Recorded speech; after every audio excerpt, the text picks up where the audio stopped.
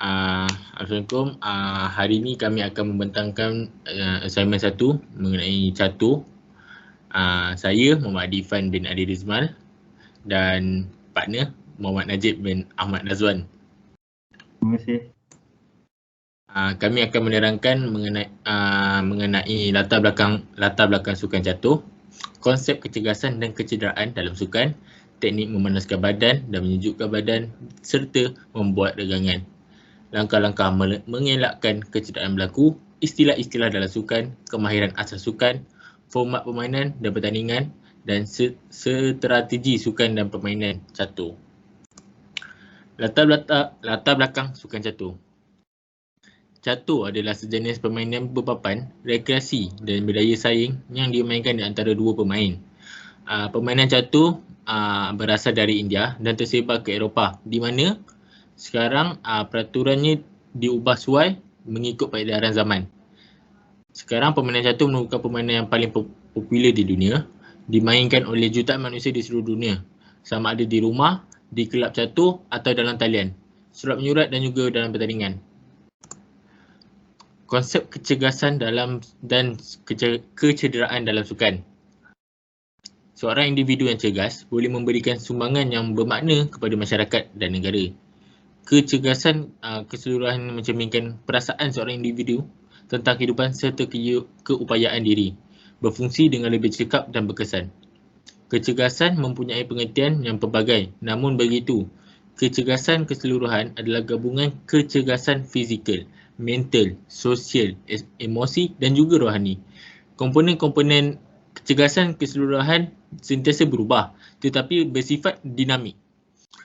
Kecergasan keseluruhan akan meningkat jika kita selalu melibatkan diri dengan komponen-komponen kecergasan berikut seperti kecergasan fizikal, yang mana kita akan iaitu keupayaan individu untuk melakukan aktiviti harian dengan lebih berkesan tanpa rasa letih dan lesu serta masih mempunyai lebihan tenaga untuk aktiviti kesenggaan dan semasa menghadapi kecemasan. Kecergasan mental pula untuk keupayaan individu untuk berfikir secara waras dan menggunakan maklumat yang diperolehi itu untuk meningkatkan kualiti gaya hidup dan fungsi kehidupan secara optimal. Kecergasan sosial adalah keupayaan individu untuk berhubung atau berkomunikasi secara bermakna dalam ahli keluarga dan komuniti. Tujuannya adalah untuk meningkatkan kualiti hidup semua pihak yang terlibat dalam proses interaksi, di samping mampu bertoleransi dan menghormati perasaan orang lain.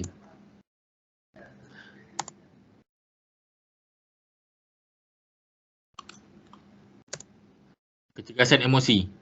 Kecergasan emosi adalah keupayaan individu mengimbangi perasaan kendiri secara positif dalam menangani masalah hariannya. Kecergasan rohani pula adalah keupayaan individu untuk mewujudkan satu sistem nilai yang mampu mendisiplinkan diri dan bertindak berdasarkan kepercayaan dan pegangan agama yang kukuh untuk meningkatkan matlamat hidup yang lebih konstruktif. Konsep kecergasan adalah ada 3 bahagian, iaitu kecergasan fisiologi, sosial dan psikologi. Fisiologi lebih kepada fizikal, sosiologi kepada kecergasan sosial, psikologi mengenai mental, emosi dan juga rohani. Teknik memanaskan badan. Memanaskan badan terbahagi kepada 3, iaitu bahagian kepala, tangan dan bahu dan juga kaki. Pergerakan yang dilakukan bahagian kepala, kita akan melakukan pergerakan mendongakkan kepala ke atas dengan jari tangan yang menyokong di bahagian mandible. Mandible di bahagian ini ya.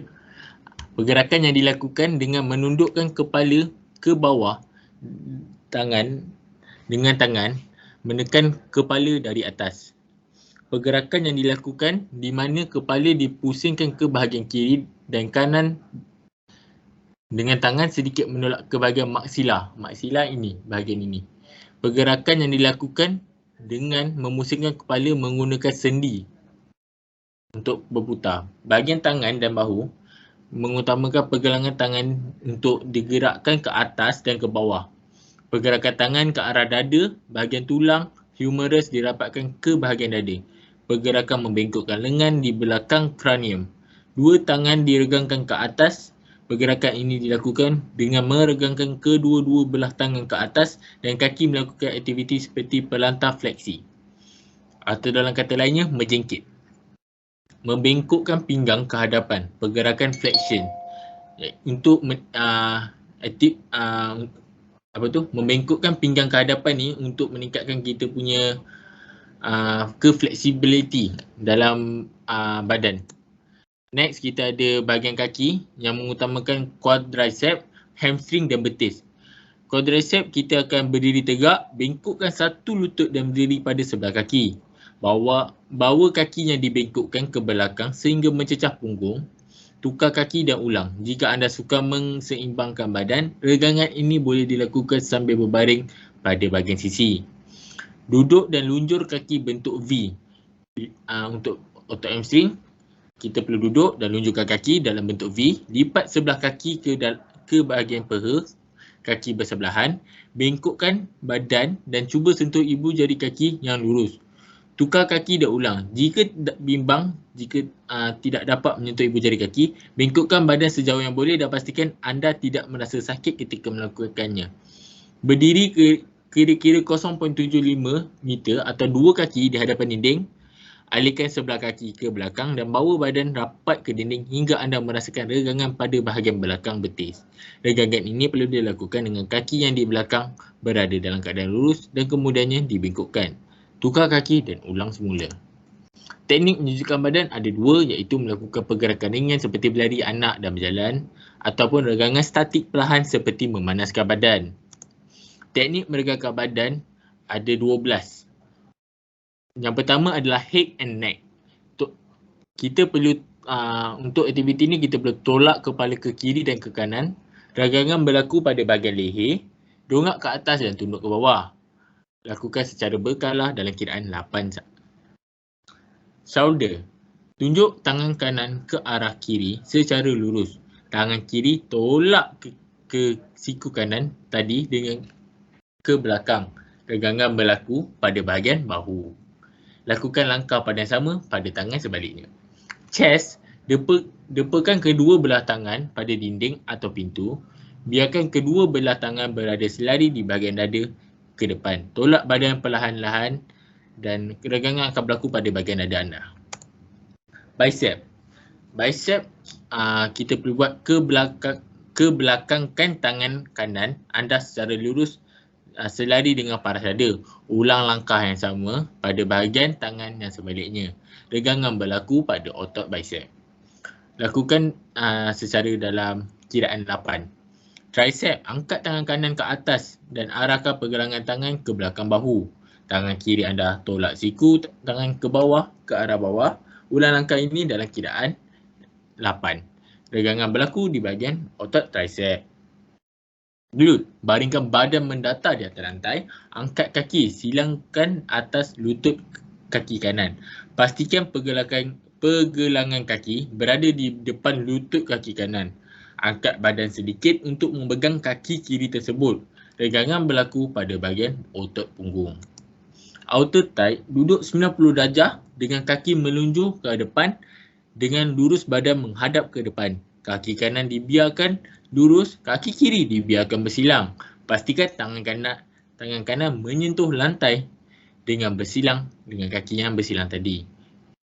Hamstring pula kita perlu buat baring melentang di atas lantai dengan badan menghadap ke atas. Angkat kaki kanan ke arah atas dengan lurus. Angkatkan badan anda sedikit untuk memegang kaki kanan anda tadi. Ulang langkah yang sama untuk kaki yang seterusnya. Kaki anda lagi satu. Quadricep. Berdiri dengan keadaan lurus. Bengkokkan kaki kiri anda ke belakang. Pastikan tangan kiri anda memegang kaki kiri yang dibengkokkan tadi. Imbang badan anda dengan baik dari terjatuh. Calf. Lonjakkan badan anda ke depan dengan kaki kanan ke depan, kaki kiri ke belakang. Pastikan kaki kiri anda lurus untuk mendapatkan regangan pada otot betis. Bengkokkan sedikit kaki anda untuk menjadikan kaki kiri lurus. Ulang langkah pada kaki yang seterusnya. Pegang untuk upper back, pegang pada mana-mana tiang atau bongkokkan badan anda ke depan. Pastikan badan anda berada dalam keadaan 90 darjah dan kaki dalam keadaan lurus. Regangan berlaku pada bahagian belakang. Lower back, baring di atas lantai dengan badan menghadap ke atas. Angkat kedua belah kaki mendekati bahagian dada. Pegang kaki tersebut dari terjatuh. Pastikan bahagian belakang anda mendatar secara lurus di atas lantai. Langkah elak kecederaan. Pakai pakaian yang sesuai. Juga amatlah penting je, sebab katakanlah anda main sukan dan anda pakai seluar jean. Tak kecedera anda, fikir-fikirkanlah. Patuhi peraturan dalam permainan. Contoh, kalau anda main bola, patuhilah peraturan. Janganlah kita tackle kaki member sesuka hati sampai mencederakan. Panaskan badan sebelum bersukan. Itu amatlah penting untuk mengelakkan kecederaan daripada berlaku. Seterusnya saya akan bagi kepada kawan saya, Najib. Silakan. Saya akan menerangkan tentang istilah-istilah dalam sukan. Sukan terdiri daripada aktiviti fizikal yang dilakukan untuk pelbagai tujuan, untuk pertandingan, keseronokan, pembangunan, kemahiran, kecemerlangan dan sebagainya. Perbezaan tujuan inilah yang membezakan sifat sesuatu sukan itu. Kemahiran asas sukan atau format permainan dan pertandingan catur. Format permainan catur adalah pemain harus tahu menggerakkan buah catur. Contohnya, cara menggerakkan knight ataupun kuda adalah secara L. Catur juga mempunyai buah yang lain, contohnya pawn, bishop, castle, knight, queen, knight dan queen. Catur mempunyai 16 buah untuk satu warna ataupun satu pihak. Format pertandingan yang paling biasa ialah pusingan robin, round robin dan sistem Swiss. Pusingan robin ialah semua lawan semua. Biasanya dalam bahagian kecil, pemain akan berlawan dengan semua pemain lain dan dalam sebahagian tersebut. Seperti liga. Mungkin lebih lazim ialah sistem Swiss di mana dalam setiap pusingan pemain akan bertemu pemain lain yang mempunyai markah hampir sama dengannya. Bagi contoh, jika pemain kalah perlawanan pertamanya, berkemungkinan dia akan bertemu dengan pemain lain yang turut kalah permainan pertamanya. Pemain tidak disingkirkan dari acara sistem Swiss dan jika jumlah bilangan pemain ganjil, seorang pemain akan mendapat bye yang bermakna dia mendapat markah percuma seolah-olah menang perlawanan. Bye ini selalunya akan diberikan kepada pemain dalam kumpulan markah paling sedikit. Namun seorang pemain cuma mendapatnya sekali saja. Di setengah pertandingan pula, permainan tambahan disediakan untuk pemain yang mendapat bye. Strategi sukan atau permainan catur. Terdapat pelbagai strategi dalam permainan catur. Untuk menetapkan strategi, ikut keadaan pihak lawan dan lihat kepada buah catur bagaimana. Strategi yang boleh digunakan biasanya bergantung pada jenis lawan yang dihadapi dan juga cara permainan pemain sendiri. Strategi bermula dengan fasa pembukaan, kemudian bahagian pertengahan permainan dan seterusnya hingga ke bahagian akhir permainan. Tiada pemain catur boleh mengira keseluruhan permainan catur dari awal hingga akhir. Malah program komputer terbaik yang menggunakan perkakasan terpantas hanya boleh melihat beberapa langkah bergerak yang terhad. Di luar apa kira yang kita dapat mengira, kita harus bergantung pada strategi untuk membimbing kita dalam mencari rancangan terbaik dan bergerak dalam kedudukan yang diberikan. Strategi catur termasuk pelbagai konsep dari bagaimana menghargai kepingan untuk menilai kedudukan. Menguasai prinsip ini akan meningkatkan lagi pemahaman anda tentang catur. Sebagai contoh, askop anda cukup kuat dan boleh menjadi satu kepingan terbaik untuk pertahanan dan pelanggaran.